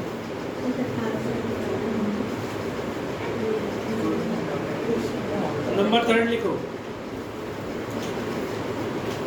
It is used in the manufacture of soap, साबुन बनाने में भी नमक का काम आता है, साबुन बनाने में भी नमक का काम आता है। It is used in the manufacture of soap, soap बनाने में, मैन्युफैक्चरिंग ऑफ सोप।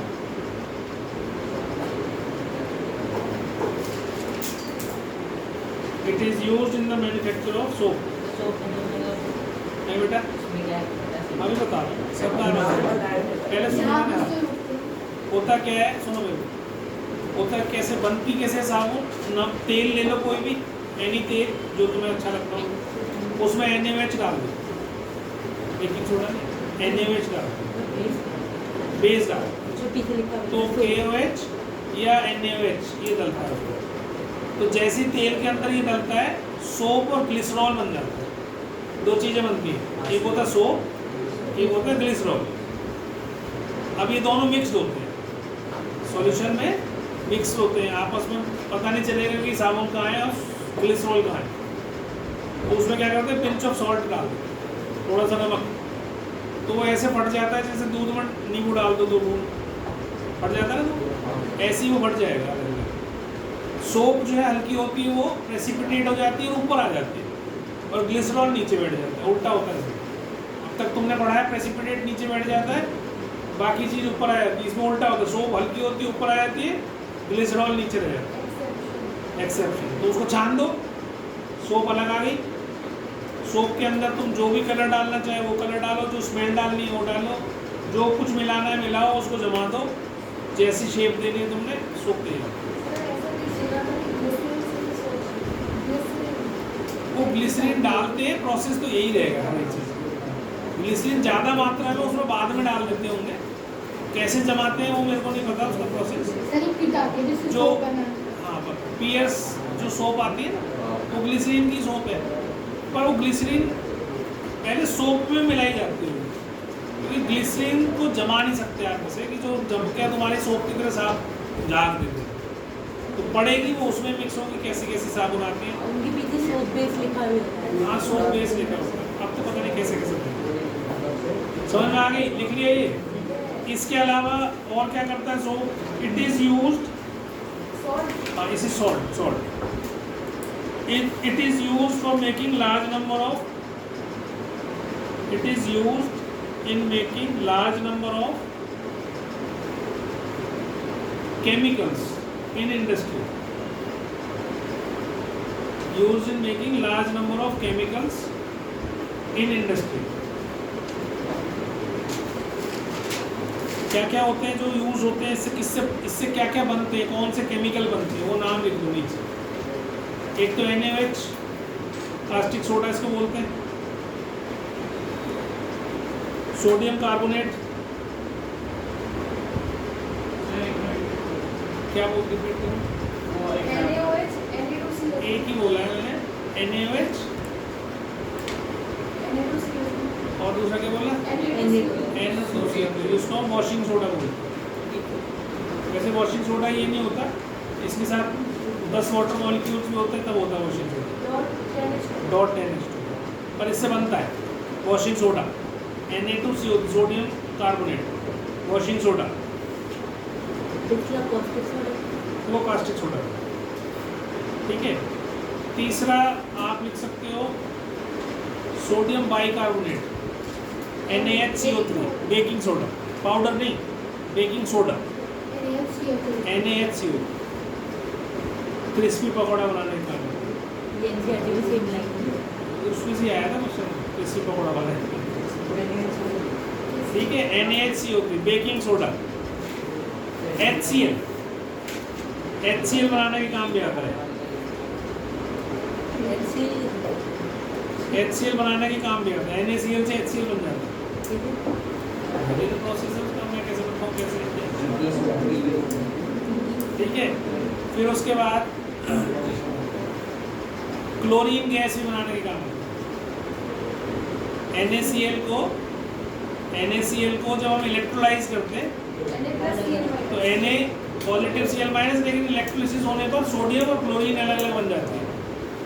ये तुम्हें मैंने शुरू में समझाया था, है ना, ध्यान से देखना।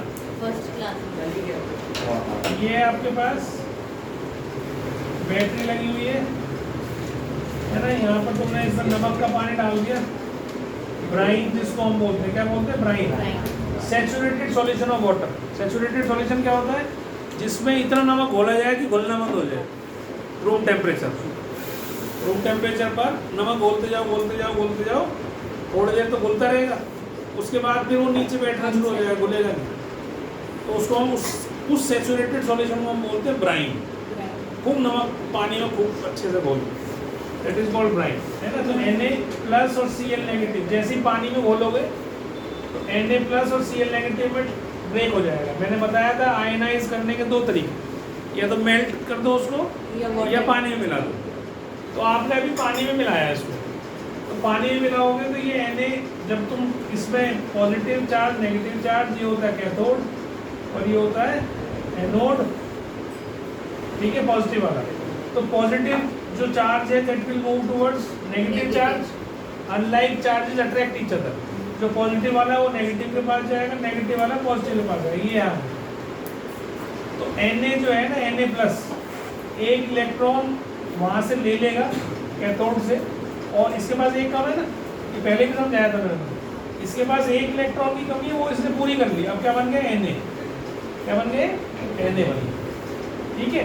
और जो क्लोरीन है इसके पास एक एक्स्ट्रा है, तो इसने एक दे दिया तो Cl बन गया।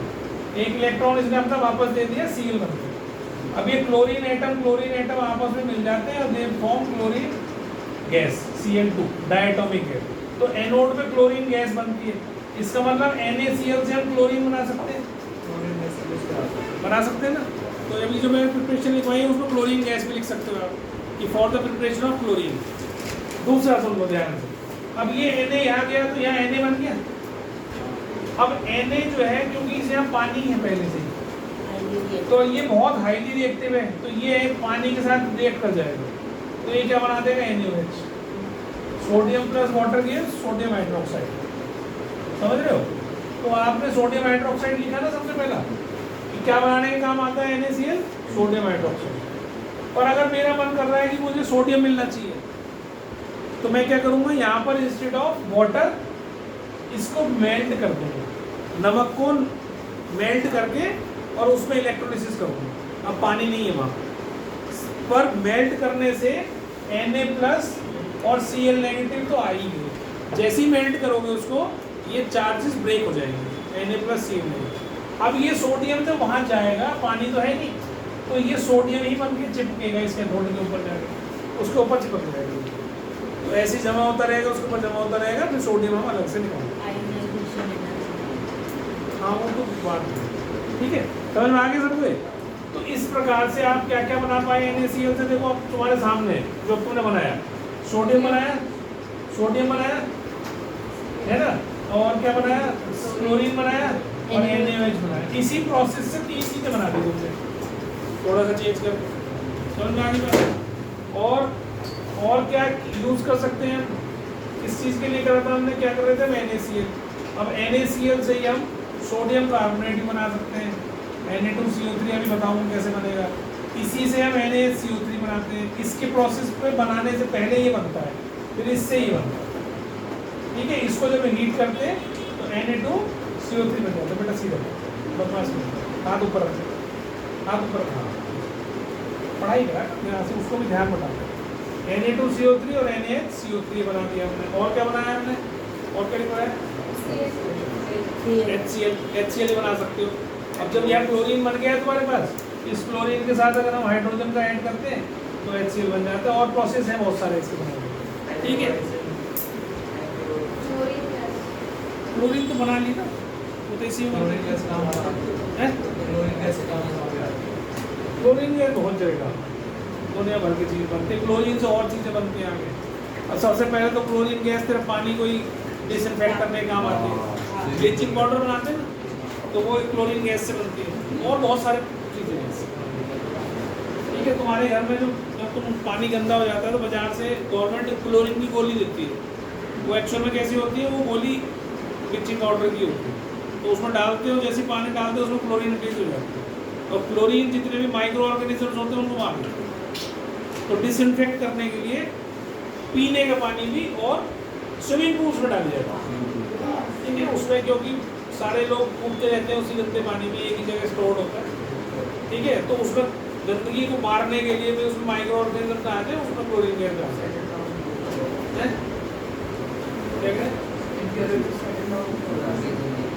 इम्प्योरिटीज तो कैसे होंगी सेटल डाउन, अगर माइक्रो ऑर्गेनिज्म आ गया, मान लो तुम उसमें स्विमिंग कर रहे हो, तुमने छींक दिया, और बहुत सारे लोग तो थूक देते हैं वहीं, हाँ बहुत चीज़ और भी कुछ कर देते हैं, तभी तो बहुत बीमार पड़ी। तो क्या करोगे इसका? सर और कुछ काम को रोकने के लिए ना बंदे कहते मतलब जो पुल था ना पुल में यूँ कर दे जो बात मैं इसी को देखना चाह रहा था एनसीईआरटी में है या नहीं है एनएच वाला है, मुझे पता नहीं, ध्यान नहीं करना। चलो तुम कर लो कोई नहीं, प्रोडक्शन ऑफ एनएच वो तो तुमने अभी पढ़ ही लिया, प्रोडक्शन ऑफ एनएच कैसे प्रोडक्शन होगा। तो अभी मैंने तुम्हें इलेक्ट्रोलिसिस प्रोसेस बताया ना, वही तो एनएच बना रहे हैं। कैसे बनाया हमने? NaCl अभी रिएक्शन लिखवाना वाली प्लस H2 NaCl, ठीक है, ब्राइन कहते हैं इसको, ब्राइन एक्चुअल ब्राइन ये दोनों मिला के दिस इज ब्राइन, ठीक है। इसको इलेक्ट्रोलिसिस करा हमने, तो इलेक्ट्रोलिसिस बनाओगे तो क्या बनेगा? NaOH plus Cl2 plus H2,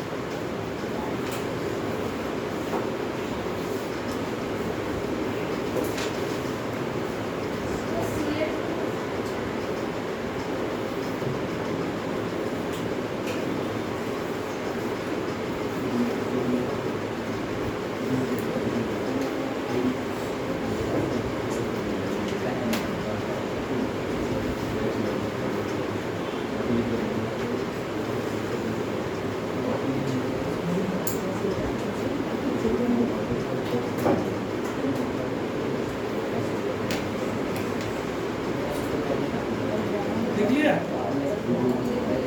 अब इसमें लिखो ड्यूरिंग इलेक्ट्रोलिसिस, लिखो बेटा बात देखो, during electrolysis chlorine gas is produced, during electrolysis पहले लिख लो उसके बाद लिखो, during electrolysis chlorine gas is produced at anode, anode होता है positive electrode, at anode positive वाले को एनोड बोलते हैं electrode, and hydrogen gas is produced at cathode, and hydrogen gas is produced at cathode, देख लिया? Hydrogen gas is produced at cathode, chlorine gas is produced at anode. अभी दोबारा मत लिख, तो बोल दिया ना, वो दोबारा रिपीट करो। Chlorine gas is produced at anode and hydrogen is produced at cathode and sodium hydroxide is produced near cathode and sodium hydroxide is produced near cathode, क्योंकि सोडियम बना है वहाँ पे सोडियम पानी के साथ मिलता है और NaOH बना देता है जहाँ पर कैथोड होता है उसके आसपास, तो NaOH is produced near cathode, है ना। तो ये इस तरीके से हम NaOH का प्रोडक्शन करते हैं इलेक्ट्रोलिसिस, और ये NaOH नहीं बनेगा अगर हम पानी में इस नमक को नहीं घोलेंगे। अगर हम मेल्ट कर देंगे इसको तो NaOH नहीं बनेगा, फिर सोडियम, ठीक है। अब ये हो गया जी आपका। अब इसमें एक और बहुत इंपॉर्टेंट चीज़ है, इस प्रोसेस को हम बोलते हैं क्लोर अल्कली प्रोसेस, लिख लो, द प्रोसेस ऑफ इलेक्ट्रोलिसिस। हाँ इसी में लिखो, अगली लाइन में लिखो, एक लाइन अगली सारी ऊपर नहीं करके छोड़ कर लिखो, the process of electrolysis of sodium chloride solution,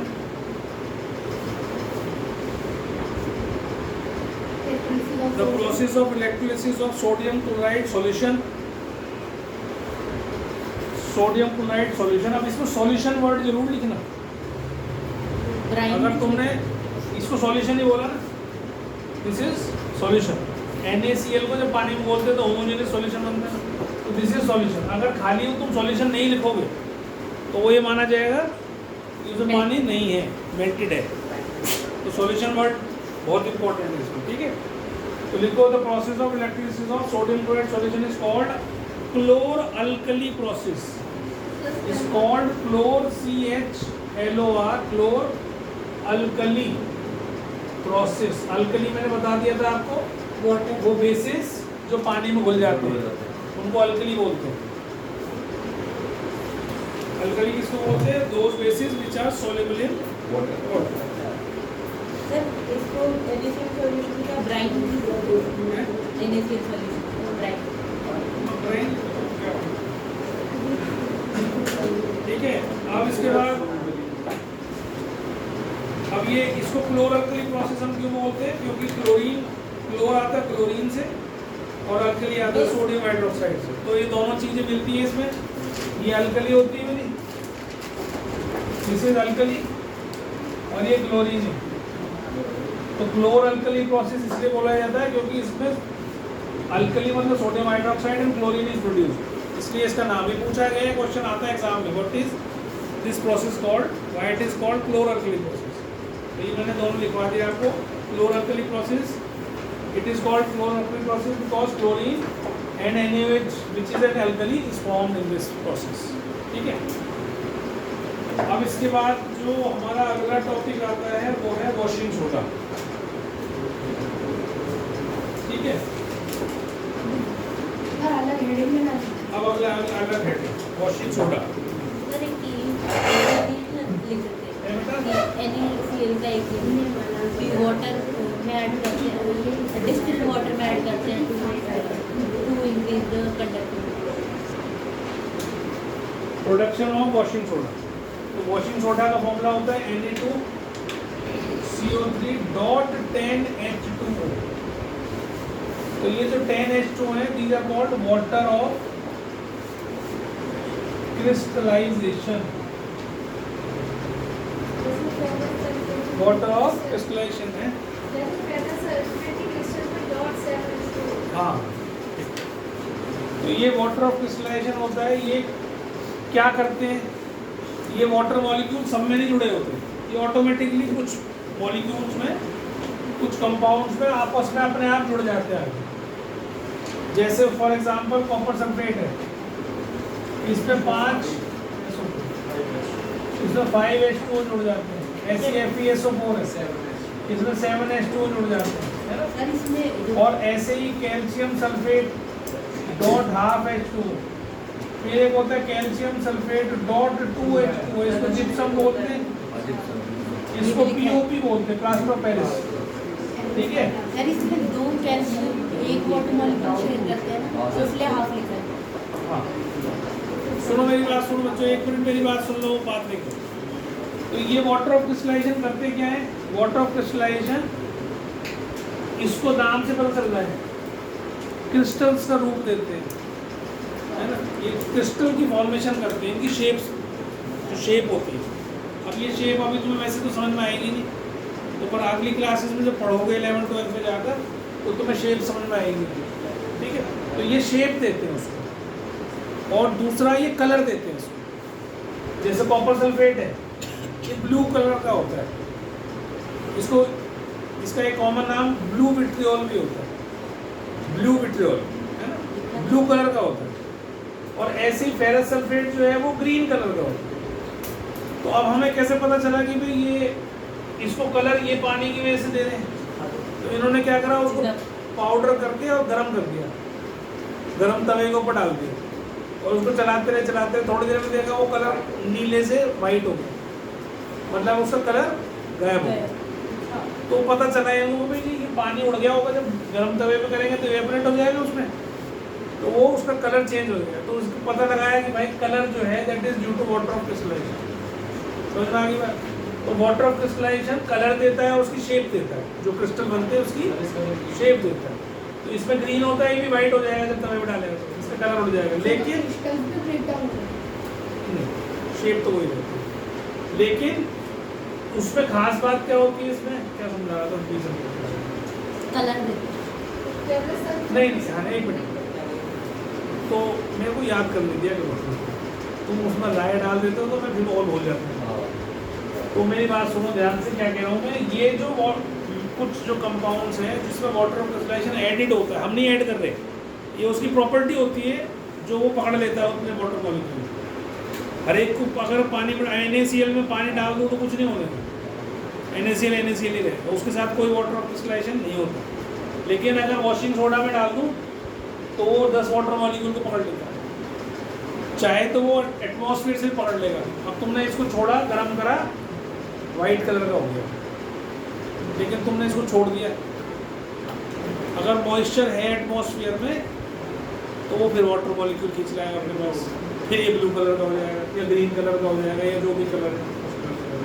समझ में आ गई बात? तो वाटर ऑफ क्रिस्टलाइजेशन ऑटोमेटिकली। अब अगर मैं इस वॉशिंग सोडा में से ये हटा दूँ तो अब इसके अंदर कोई प्रॉपर्टी नहीं रहेगी सफाई वाली, वॉशिंग सोडा नहीं आगे रह गया। इससे कपड़े नहीं धुलेंगे। कपड़े कब धुलते हैं? जब इसमें 10 वाटर मॉलिक्यूल, तभी इसको हम वॉशिंग सोडा कहते हैं। समझ में आ गई मेरी बात? तो वाटर मॉलिक्यूल अब ये बनता कैसे है ये चीज़ मैं समझा रहा हूँ। How Na2CO3 is prepared. तो लिख लो preparation of washing soda. Production. चलो प्रोडक्शन लिखो, प्रोडक्शन ऑफ वॉशिंग सोडा। हाँ जी देखो पहले NaCl प्लस अमोनिया, ठीक है। पहले NaCl plus water plus ammonia plus CO2, ये ब्राइन है, दिस इज ब्राइन। इस ब्राइन में से अमोनिया गैस और कार्बन डाइऑक्साइड गैस पास कर रहा है। दूसरा ना सो जाता है यार। ब्राइन अभी तो समझाया था, ब्राइन क्या होता है? अमोनिकल ब्राइन नहीं, ब्राइन कह रहा हूँ मैं, ब्राइन। अमोनिकल ब्राइन कौन सा होता है? नहीं ये नहीं, मैं तो इसकी बता रहा हूँ। NaCl प्लस वाटर का saturated solution is called brine. तो अमोनिया इसके अंदर से पास करते हैं, काफ़ी बड़ा टावर होता है, ऊपर से ये ब्राइन का पानी गिराते रहते हैं ऊपर से, और नीचे से अमोनिया और कार्बन डाइऑक्साइड गैस आती है, तो वो मिक्स हो जाते हैं आपस में, सॉल्युबल है। और उसके बाद जो है मिलने के बाद ये सोडियम बाइकार्बोनेट बनाते हैं। क्या बनाता है? NaCO3 plus ammonium chloride. ये हो गया आपका सोडियम बाइकार्बोनेट या सोडियम हाइड्रोजन कार्बोनेट, कुछ भी बोल सकते हैं। सोडियम हाइड्रोजन कार्बोनेट और ये अमोनियम क्लोराइड।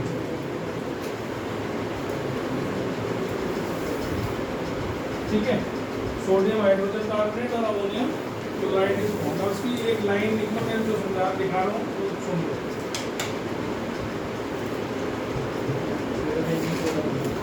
देखो कोल्ड एंड कंसंट्रेटेड सॉल्यूशन, इसी में लिखो, इसके नीचे ये रिएक्शन लिखने के बाद नीचे लिखना। बोल तो रहा हूँ, cold and concentrated solution, cold cold ठंडा, and concentrated solution of sodium chloride, cold and concentrated solution of sodium chloride, bracket में लिख लो brine, brine BRIN brine. Cold and concentrated, Monica ji क्या नहीं समझ में आ रहा है? Cold and concentrated solution of sodium chloride,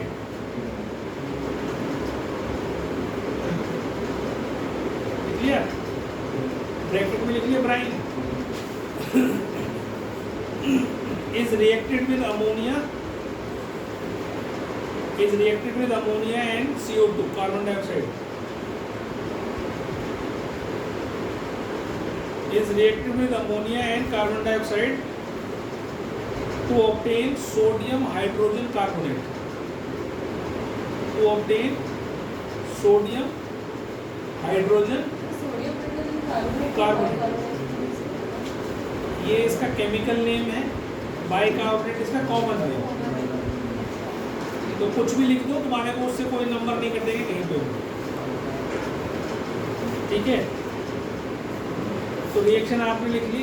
अब इसमें एक लाइन और लिखो नीचे, नहीं उसी में लिख लो, sodium hydrogen carbonate, sodium hydrogen carbonate is slightly soluble in water, sodium hydrogen carbonate is slightly soluble in water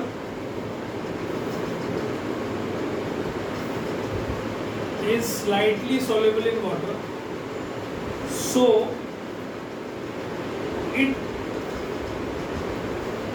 it precipitate out as a solid.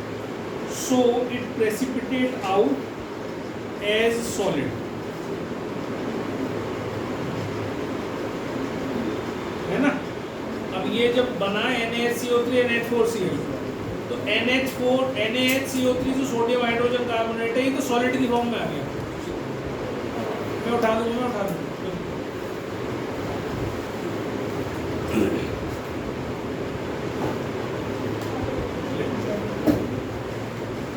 ठीक है, तो सोडियम हाइड्रोजन कार्बोनेट जो बना है ये सॉलिड की फॉर्म में आता है, क्योंकि पानी में बहुत कम घुलता है, तो नीचे प्रेसिपिटेट हो जाता है। और NH4Cl जो लिक्विड की फॉर्म में होता है, इसको छान लो, ये अलग निकल आएगा, ये अलग निकल आएगा। समझ में आ गई?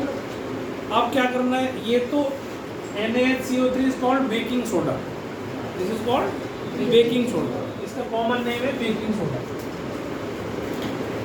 अभी जितना भी खाने की चीज़ें बनती हैं, केक बनाने में बेकिंग पाउडर यूज़ होता है, बेकिंग सोडा में अभी समझाऊंगा, baking soda plus citric acid या टार्ट्रिक एसिड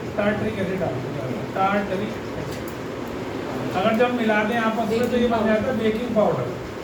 अब क्यों डालते हैं मैं वो भी समझाऊंगा, पहले भी समझाया था मैंने।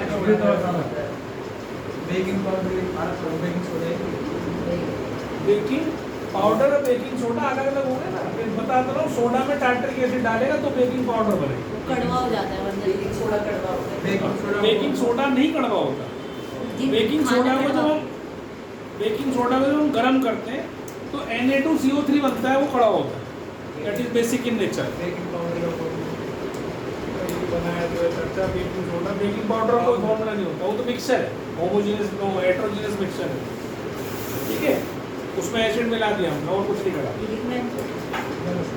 नहीं कुछ नहीं लिखना, तुम इतना लिखो। ये तो मैं तुम्हें बता रहा हूँ कि बेकिंग सोडा बन गया, पहला स्टेप था ये। दूसरा स्टेप, हाँ 3 स्टेप में बनता है। अब NaHCO3 जो तुम्हारा बन गया, इसको हमने हीट करा, तो हीट करने से क्या होगा, Na2CO3 plus H2O plus CO2। हाँ, ये CO2 गैस होती है, ठीक है। तो सोडियम कार्बोनेट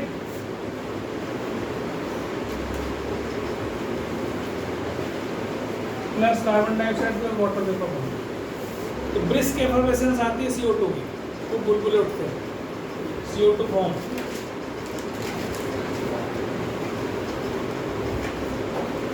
ठीक है, अब इसके नीचे एक लाइन लिखना, लिखो, on heating sodium hydrogen carbonate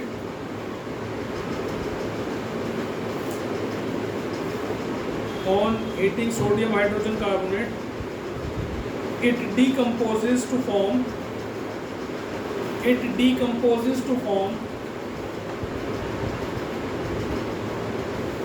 sodium carbonate.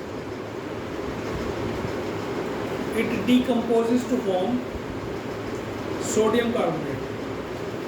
Decomposition reaction पढ़ी है ना, जब एक ही मॉलिक्यूल टूटकर 2 या 2 से ज़्यादा चीज़ों में ब्रेक हो जाए, डिकम्पोज हो रहा है। देखो एक ही कैसा हो रहा है, इसमें टूटा, इसमें टूटा, इसमें टूटा, 3 चीज़ें बन गया। ठीक है, तो NaHCO3 हीट करने पर sodium carbonate plus CO2 plus H2O बन जाता है। इसको हम सोडा ऐश भी बोलते हैं, this is called soda ash, है ना। इसमें कोई प्रॉपर्टी होती नहीं वॉशिंग वाली, वॉशिंग सोडा नाम है ना। वॉशिंग सोडा नाम क्यों है, क्योंकि उसको धुलाई कर सकते हैं कपड़ों की, इसलिए वॉशिंग सोडा है। तो ये सोडा ऐश होती है, does not have any property of washing. ठीक है, उसके बाद Na2CO3 में हम पानी डालते हैं, तो ये ऑटोमेटिकली 10 वाटर मॉलिक्यूल पकड़ लेता है और Na2CO3 डॉट 10H2O बन जाता है, जो कि हम जिसको वॉशिंग सोडा बोलते हैं। This is called washing soda. इसका नाम क्या होता है, केमिकल नेम क्या है वॉशिंग सोडा का, sodium carbonate Deka hydrate, Deka hydrate 10 Deka, ठीक है। डेका हाइड्रेट, हाइड्रेट मतलब वाटर के मॉलिक्यूल 10 होते हैं इसमें। तो this is called sodium carbonate. Chemical name पूछे तुमसे तो ये देना तुमने नाम कि भाई वॉशिंग पड़ा रहने के बाद उठा लो। वॉशिंग सोडा केमिकल नेम क्या है जी? सोडियम कार्बोनेट डेका हाइड्रेट, ठीक है। उसका फॉर्मूला ये है, इसके आगे ही लिख लो इसको, सोडियम कार्बोनेट डेका हाइड्रेट। अब ये इसमें पानी मिलाने के बाद ये वॉशिंग सोडा बनता है, वॉशिंग सोडा, ठीक है। अब एक डॉट भी आएगा, है? डॉट आएगा हाँ डॉट तो आनी है नहीं, नहीं, उसमें डॉट देगा। हाँ वो भी आएगी, मत लिखो डॉट, इसमें कौन सा कोई फॉर्मूला थोड़ी लिख रहे हो।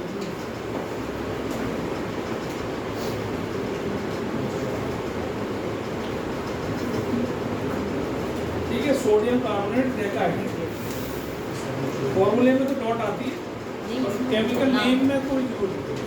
तो मैं तो उसको आदत होती है ना, डेका लगाया ना 10H2 तो मैंने वहाँ भी डॉट लगा दिया, ठीक है। उससे कोई फर्क नहीं पड़ता, ये छोटी छोटी चीज़ों से कोई फर्क नहीं पड़ता। समझ में आ गई तुम्हें?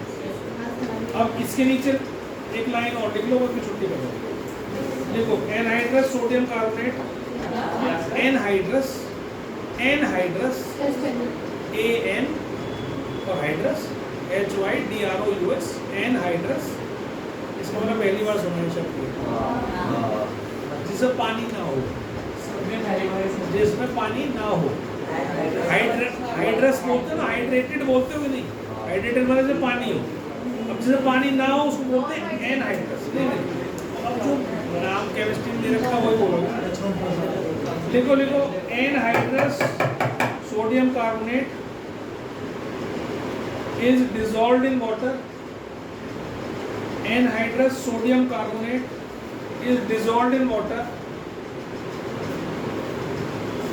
is dissolved in water and recrystallized, and recrystallized, and recrystallized to get washing soda crystals, recrystallized to get washing soda crystals containing 10 molecules of, containing 10 molecules of water of crystallization, containing 10 molecules of water of crystallization.